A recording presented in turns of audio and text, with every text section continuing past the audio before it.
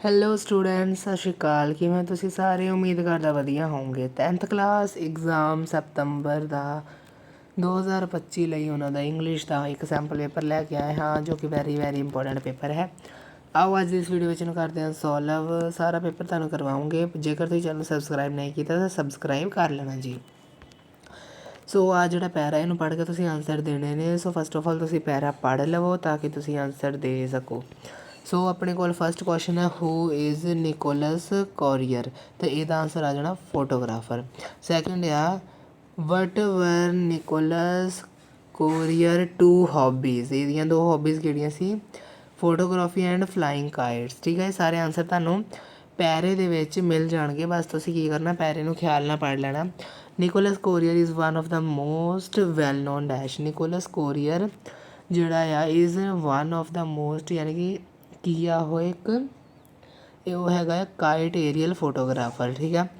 Fourth question ਹੈ, the name of the book released by, ਉਹ book ਦਾ ਨਾਂ ਦੱਸੋ ਜਿਹੜੀ ਨਿਕੋਲਸ ਦੁਆਰਾ ਲਿਖੀ ਗਈ ਆ। ਸੋ ਇਸ ਦਾ ਵਿੱਚ ਹੈਗੀ ਆ ਕਾਈਟ ਆਈਜ਼। ਇੱਕ ਮਿੰਟ ਮੈਂ ਦੇਖ ਲਈਏ ਇੱਕ ਵਾਰੀ ਦੁਬਾਰਾ, ਇੱਥੇ ਲਿਖੀ ਹੋਣੀ ਆ ਜਿਹੜੀ ਉਹਦੇ ਦੁਆਰਾ ਬੁੱਕ ਲਿਖੀ ਗਈ ਸੀ, ਉਹ ਬੁੱਕ ਦਾ ਨਾਮ ਤੁਸੀਂ ਦੱਸਣਾ ਆ ਕੀ ਆ। ਸੋ ਉਹਦਾ ਬੁੱਕ ਦਾ ਨਾਂ ਹੈਗਾ ਕਾਈਟ ਆਈਜ਼ ਵਿਊ। ਠੀਕ ਆ। ਸੋ ਆਪਣੇ ਕੋਲ ਕਿੱਥੇ ਆ ਕਾਈਟ ਆਈਜ਼ ਵਿਊ? ਤਾਂ ਦੇਖੋ ਆਪਣੇ ਕੋਲ ਇੱਥੇ ਹੀ ਆ। ਇਹ ਆਪਸ਼ਨ ਆਪਣੇ ਕੋਲ ਸਹੀ ਆ ਬਿਲਕੁਲ, kite eyes view India between earth and sky. Synonym of aerial ਦੱਸਣਾ। ਏਰੀਅਲ ਦਾ ਸਿਨੋਨਿਮ ਕੀ ਹੁੰਦਾ ਜੀ? ਟੌਪ। ਠੀਕ ਆ। ਸੋ ਆ ਇੱਕ ਚਾਈਲਡ ਲੇਬਰ ਦਾ ਪੋਸਟਰ ਹੈ। ਸੋ ਇਹਦੇ ਕੁਐਸਚਨ ਦੇ ਆਨਸਰਾਂ ਵੱਲ ਦੇਖਦੇ ਹਾਂ। ਕਹਿੰਦਾ dash state has highest prevalence of children labour. Highest ਦੇਖੋ ਸਭ ਤੋਂ ਜ਼ਿਆਦਾ ਕਿੱਧਰ ਆ, ਤਾਂ ਸਭ ਤੋਂ ਜ਼ਿਆਦਾ ਆਪਣੇ ਕੋਲ ਹੈਗਾ ਜੀ ਉੱਤਰ ਪ੍ਰਦੇਸ਼ 2.1 ਤਾਂ ਇਨ ਮਿਲੀਅਨ। ਤਾਂ ਇਹ ਆ ਜਿਹੜਾ ਆਪਣੇ ਕੋਲ ਰਾਈਟ ਉੱਤਰ ਪ੍ਰਦੇਸ਼। ਠੀਕ ਆ। ਦੂਜਾ ਪੜ੍ਹੋ, ਕਹਿੰਦਾ ਚਾਈਲਡ ਲੇਬਰ ਹੈਜ਼ ਬਿਨ ਡਿਕਰੀਜ਼ ਬਾਏ ਡੈਸ਼ 2001 ਤੋਂ 2011। ਤਾਂ ਦੇਖੋ ਇਹਦਾ ਤੁਸੀਂ ਕਿੱਥੋਂ ਆਨਸਰ ਲੱਭਣਾ ਆ ਦੇਖੋ child labour has decreased by 2.6 million. So ਆਪਣੇ ਕੋਲ ਆ ਜਾਣਾ 2.6 ਮਿਲੀਅਨ ਸੀ ਆਪਸ਼ਨ।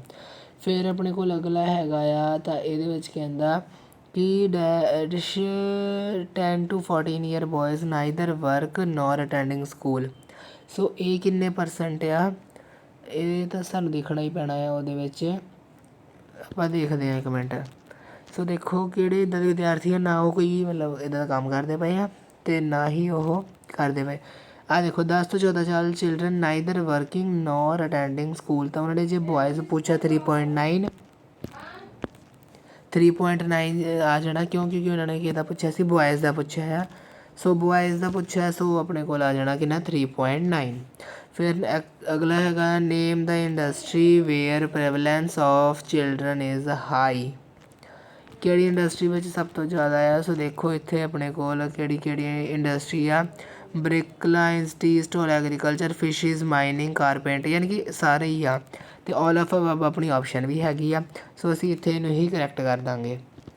ਫਿਰ ਹੈਗਾ ਹਾਊ ਮੈਨੀ ਚਿਲਡਰਨ 5 ਤੋਂ 14 ਸਾਲ ਆਰ ਇਨਵੋਲਵ ਇਨ ਚਾਈਲਡ ਲੇਬਰ।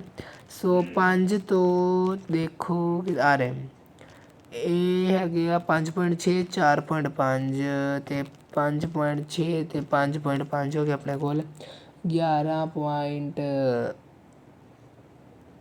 ਇੱਕ ਮਿੰਟ 4.5 ਸੀ ਕਿ ਕਿੰਨਾ ਸੀ? ਇੱਕ ਮਿੰਟ, ਕਿਉਂਕਿ ਉਹਨਾਂ ਨੇ ਚਿਲਡਰਨ ਪੁੱਛਿਆ, ਉਹਨੇ ਬੋਇਜ਼ ਗਰਲ ਨਹੀਂ ਪੁੱਛਿਆ। ਟੋਟਲ ਕਰ ਲਓ 5 ਅਤੇ 4 9, ਇੱਦਾਂ ਕਰ ਲਓ ਨਾ 56 ਆ ਨਾ, ਤਾਂ 5.6 4.5 ਪਲੱਸ ਕਰ ਲੈਣਾ।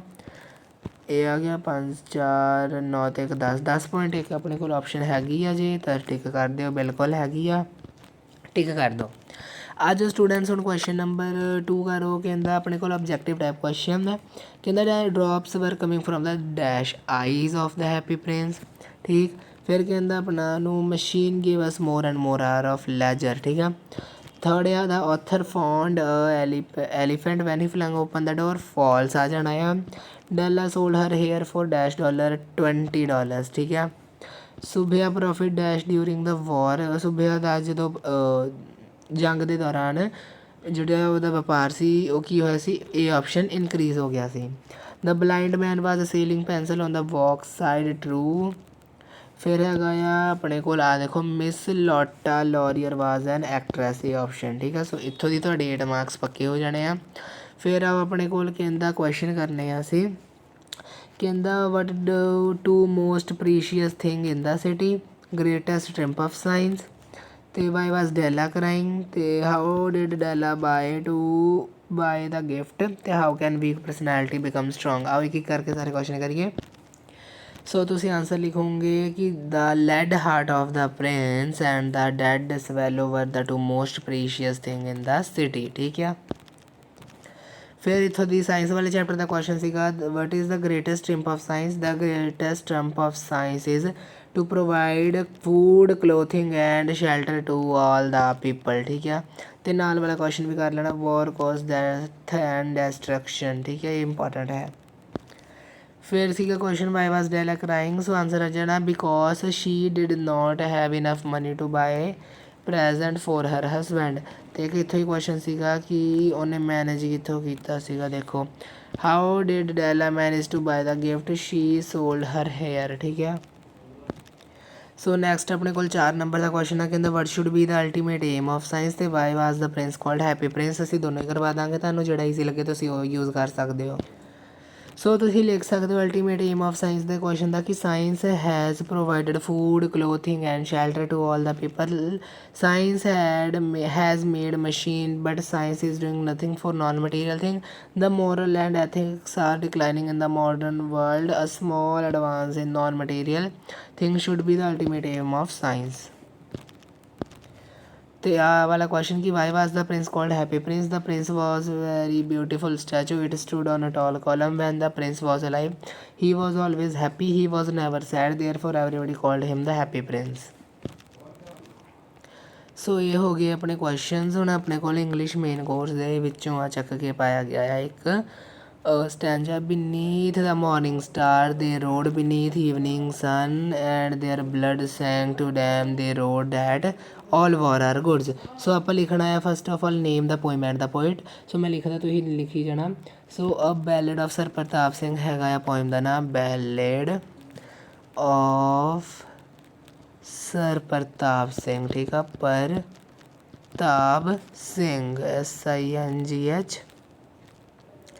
दैन तुसीं लिखना आ पोइट हैगा आ सर हैनरी न्यूबोल्ट, सर हैनरी न्यूबोल्ट इसका लेखक, या फिर तुसीं कह लो जिन्हें जिहड़ा पोइट है न्यू बोल्ट, ठीक। सो सैकेंड क्वेश्चन हैगा हू वर द टू राइडर्स, सो तुसीं लिखोगे Pratap Singh, sir Pratap Singh and the English soldier, the English soldier were the two Riders, ठीक है। सो 2 क्वेश्चन करने से आप 2 करवाते। हुण कहता answer any one of out of 2 what according the priest Pratap Singh lost, या फिर तुसीं लिख लो central idea of the character of happy man. So तो इधर स्टार्ट करूँगे पहले करैक्टर ऑफ हैप्पी मैन, तो लिखोगे sir Henry Wotton, this is very beautiful poem, it give us very good, इतने लिखा होना message. A happy man is honest, he is truthful, he has faith in God, he is content with whatever he has sorry. Next अपने को literature के question है जिन्हें कि 3 अंकों के है, तो ही कोई 3 करने हैं। So where did the Subbiah go to get rice, how did Subbiah died, तो how did the author lose his eye sight, तो who else got the money and how much, तो कंडीशन लॉ जी दी गई सी लॉयर दोबारा वो केड़ी सी। सो तुसीं लिखोगे how did the author bad number 29 lose his eye sight, तो he was hit by a car and lost his eye sight. Second question करांगे सुबह डाइड किवें होया सी, देखो rice bag fell on him he died under them, ठीक है, rice bags fell on him he died under them. Third question सीगा कि where did Subbiah go to get rice, he went to the secret go down, ठीक है। फिर अपने जोड़ा वो सीगा कि what was the condition laid by the lawyer, Bobby Gillian would have to give the spending detail of $1000, ठीक है।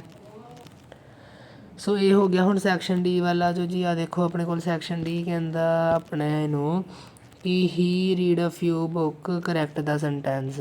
ਸੋ ਹੀ ਰੀਡ ਨਹੀਂ ਆ ਜਾਣਾ, ਇੱਥੇ ਆ ਜਾਣਾ he read the few books he had, ਠੀਕ ਆ। ਸੈਕਿੰਡ ਇੱਥੇ ਆ a state where no government exist anarchy ਇਹ ਹੁੰਦਾ ਸੌਰੀ ANARCHY, ਠੀਕ ਆ ਐਨਆਰਜੀ। ਦੁਬਾਰਾ ਲਿਖ ਦਿੰਦਾ ANARCHY, ਠੀਕ ਆ। ਥਰਡ ਦੇਖੋ ਥਰਡ ਹੈਗਾ he wanted to dash educated girl MARRY ਵਾਲਾ ਮੈਰੀ, ਠੀਕ ਆ। Make a sentence of idiom apple of discord ਤੁਸੀਂ ਲਿਖ ਸਕਦੇ ਹੋ ਕਿ I did not know the meaning of apple of discord sentence ਬਣ ਗਿਆ, ਠੀਕ ਆ। ਫਿਰ ਆਪਣੇ ਕੋਲ ਆ ਹੈਗੇ ਆ ਟਰਾਂਸਲੇਸ਼ਨ। ਸੋ ਆਓ ਇਹਨਾਂ ਨੂੰ ਤੁਹਾਨੂੰ ਇੱਥੇ ਕਰਵਾ ਦਈਏ। ਦੇਖੋ I have come to bid you goodbye, ਮੈਂ ਤੁਹਾਨੂੰ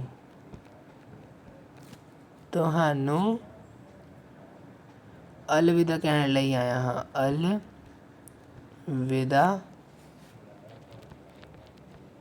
ਕਹਿਣ ਲਈ ਆਇਆ ਹਾਂ, ਠੀਕ। Second who is to keep them, ਉਹਨਾਂ ਨੂੰ ਕੌਣ ਸੰਭਾਲੇਗਾ, ਉਹਨਾਂ ਨੂੰ ਕੌਣ ਸੰਭਾਲੇਗਾ ਇਹਦਾ ਆਨਸਰ, ਠੀਕ।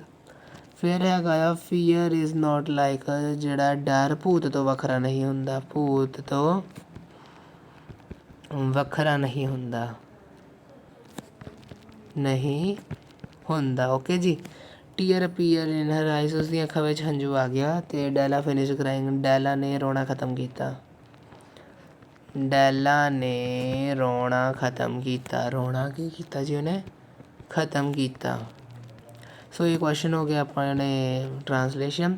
ਫਿਰ ਆ ਮੈਂ ਕੱਲ੍ਹ ਆਪਣੇ ਦੋਸਤ ਦੇ ਘਰ ਗਿਆ, I went to my friend's house yesterday, ਕਿਉਂਕਿ ਉਹਨੇ ਕਿਹਾ ਕਿ ਕੱਲ੍ਹ ਗਿਆ ਹੈ ਨਾ, ਸੋ ਯਸਟਰਡੇ ਤੁਸੀਂ ਇੱਥੇ ਲਿਖ ਦੇਣਾ। ਫਿਰ ਹੈ ਹੋ ਸਕਦਾ ਹੈ ਅੱਜ ਰਾਤ ਵਰਖਾ ਹੋਵੇ, it may rain to night,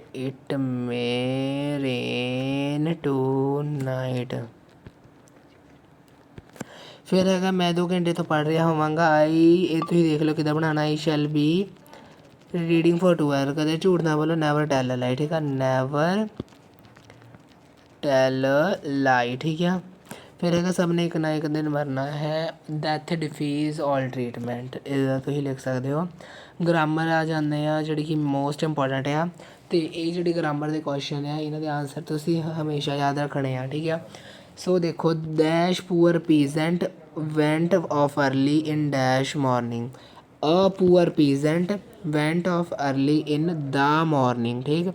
second का देखो he opened dash bag and spread out dash article, determiner भरना है। So he opened his bag and spread out the articles, ठीक है।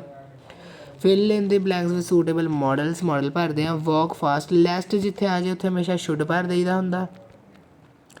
She worked hard so that she would pass, WOULD would पास, ठीक है। Combine the sentence with both hand, ठीक है। राजन is kind, सो देखो किधर लिखोगे राजन इज़ बोथ, फिर लिखोगे काइंड एंड एंड ऑनेस्ट, ठीक है। इधर लिखोगे तो ही मैं बोल के सुना देना ताकि तुहानू पता लग जाए। Rajan is both kind and honest, ठीक है। कंजक्शन भी यूज़ कर ली। सूटेबल कंजक्शन भरनी है। He did not come to school dash he was ill because, ठीक है, बिकॉज ही वॉज इल, ਉਹਨੂੰ ਬੁਖਾਰ ਹੈ ਇਸ ਕਰਕੇ ਉਹ ਸਕੂਲ ਨਹੀਂ ਆਇਆ, ਠੀਕ ਆ। ਫਿਰ ਹੈਗਾ ਆ fill in the blank suitable preposition ਭਰਨੀ ਆ। ਕਹਿੰਦੇ mister Smith is known to me, he is man of letter, ਜਾਂ ਫਿਰ he is man of letters, of ਲਿਖ ਲਵੋ। Trust in God and have faith in him, ठीक है। She objected to dash her bicycle, she objected to take the जाना taking her bicycle, ठीक है। ਫਿਰ ਹੈਗਾ he want dash sleep to sleep non finite ਭਰਨਾ ਸੀ ਤਾਂ ਉਹ ਆ ਜਾਣਾ ਟੂ ਸਲੀਪ। ਠੀਕ, ਹੁਣ ਮੇਰੀ ਗੱਲ ਧਿਆਨ ਨਾਲ ਸੁਣਨੀ ਤੁਸੀਂ ਸਾਰਿਆਂ ਨੇ। ਤੁਹਾਨੂੰ ਓਰੀਐਂਟ ਪੈਨ ਦੀ ਐਡਵਰਟਾਈਜ਼ਮੈਂਟ ਕਰਵਾਈ ਜਾਏਗੀ ਕਿਉਂਕਿ ਇਹ ਤੁਹਾਡੇ ਲਈ ਬਹੁਤ ਈਜ਼ੀ ਰਹੂਗੀ।